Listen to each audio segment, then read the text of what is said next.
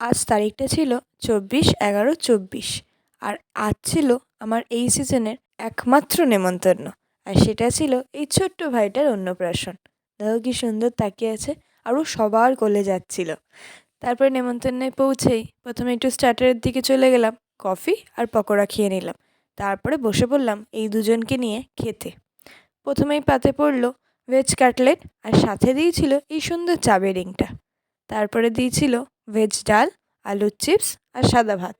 আর ছিল ইলিশ মাছ, যেটা এই আমাদের বুড়িটা বসে বসে পুরো নিজে বেছে খেয়েছে।